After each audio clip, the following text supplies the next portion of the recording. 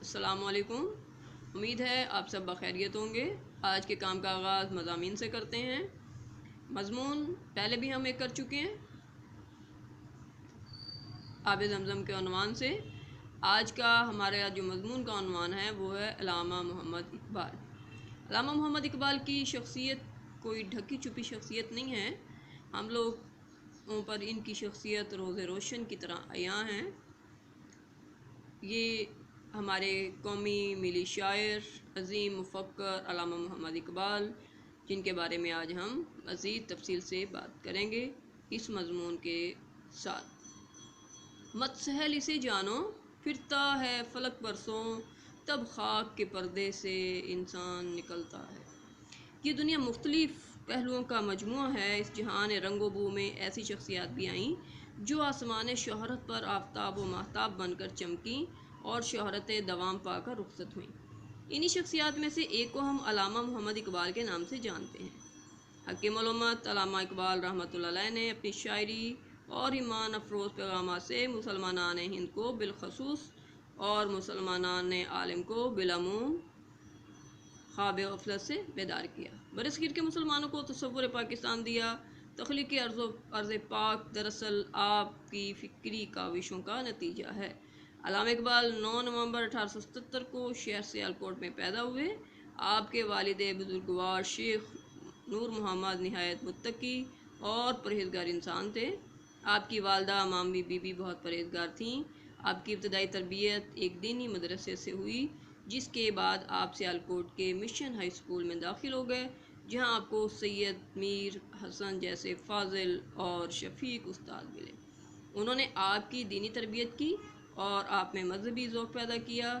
آپ نے میٹرک کا امتحان مشن ہائی اسکول سے پاس کیا اور پھر مرے کالج سیالکوٹ میں داخل ہو گئے، جہاں آپ نے ایف اے کا امتحان پاس کیا اور بی اے آپ نے گورنمنٹ کالج لاہور سے کیا اور پنجاب بھر میں اول آئے۔ گورنمنٹ کالج لاہور میں آپ کو پروفیسر آرنلڈ جیسے استاد سے استفادہ حاصل کرنے کا موقع ملا۔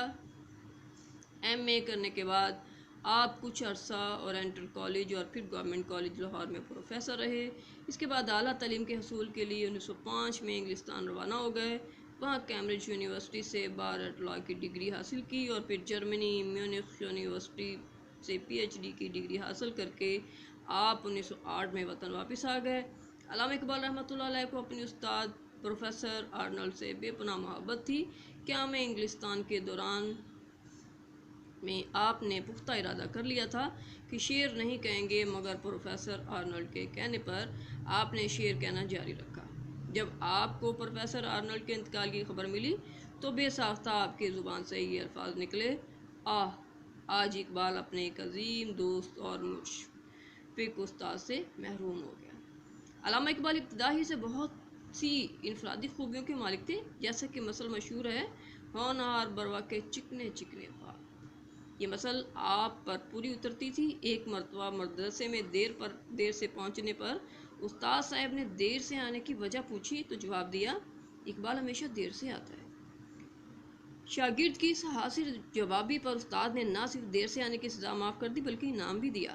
اسی طرح ایک اور موقع پر سید میر حسن کے فرزند، جس کا نام احسان تھا، کو اپنے کندھوں پر اٹھائے استاد صاحب کے ساتھ کہیں جا رہے تھے۔ بوجھ کی وجہ سے تھک گئے اور کچھ دیر سستانے کو رک گئے۔ استاد نے رک جانے کی وجہ دریافت کی تو بولے، آپ کا احسان مجھ پر بھاری ہے۔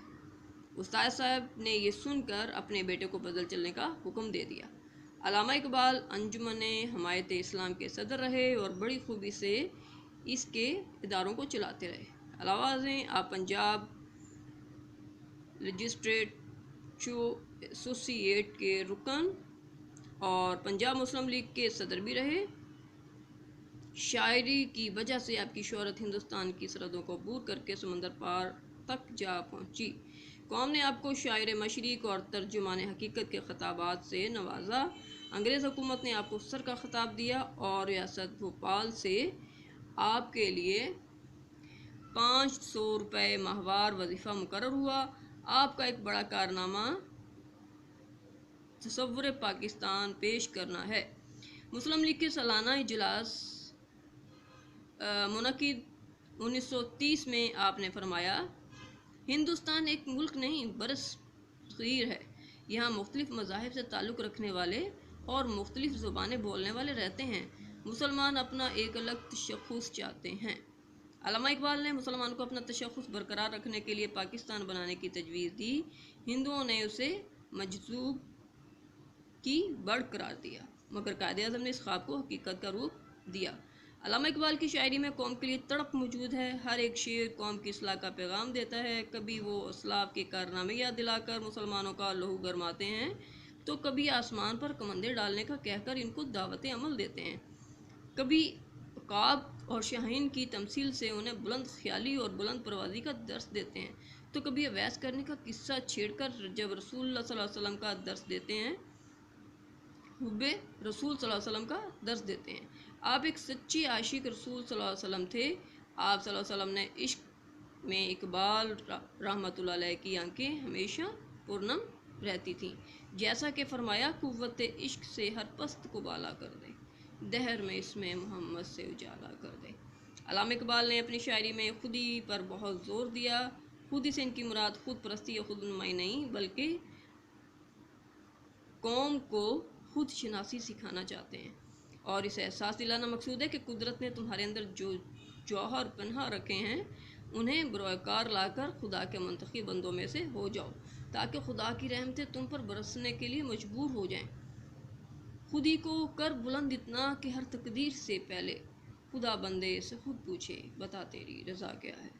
علامہ اقبال نے انگریز کے دور میں آنکھ کھولی، اسی کا مقرر کردہ نصاب پڑھا، اس کے علاوہ یورپ میں کافی عرصہ قیام کیا۔ اس کے باوجود یورپی تہذیب سے متاثر ہونے کی بجائے اس سے متنفر ہو گئے، اور اس کا اظہار انہوں نے جا بجا اپنی شاعری میں کیا۔ اٹھا کر پھینک دو باہر گلی میں، نئی تہذیب کے انڈے ہیں گندے۔ اسی طرح ایک اور جگہ فرماتے ہیں، خبر ملی ہے خدایا، خبر ملی ہے خدایا نے بحر و بر سے مجھے، فرنگ راہ گزر سیل بے پناہ میں ہے۔ علامہ اقبال نے اپنی شاعری میں قوم کو دعوت عمل دی، اور ان کا ہر ایک شعر اپنے اندر قارئین کے لیے نیا جذبہ لیے ہوئے ہے۔ عمل سے زندگی بنتی ہے جنت بھی جہنم بھی، یہ خاک کی اپنی فطرت میں نہ نوری ہے نہ ناری ہے۔ علامہ اقبال نے قوم کو اپنے زور بازو پر بھروسہ کرنے کی تلقین کی۔ اٹھانا شیشہ گرانے فرنگ کے احسان، سفال ہند سے مینا و جام پیدا کر۔ اقبال نے بہت سی کتابیں لکھیں، جن میں بانگ درا، پیام مشرق، زبور اعجم، جاوید نامہ، ضرب کلیم وغیرہ مشہور ہیں۔ علامہ اقبال 21 اپریل 1938 کو خالق حقیقی سے جا ملے اور بادشاہی مسجد کے سامنے حضوری باغ میں دفن ہوئے۔ آج بھی بہت سے لوگ وہاں فاتح خانے کے لیے جاتے ہیں، اور یوم اقبال کے موقع پر وہاں پھول چڑھائے جاتے ہیں۔ آسمان تیری لحد پر شبنم افشانی کرے، سبزہ نورستہ اس گھر کی نگہبانی کرے۔ کیوں نہ اقبال ہو تو خوش اقبال، دولت علم سے ہے مالا مال، دیکھ لے گر تیرا خزانہ علم، آئے قارون لے کر دستے سوال۔ مضمون کا اختتام یہاں تک کرتے ہیں۔ اللہ آپ کا حامی و ناصر ہو۔ والسلام۔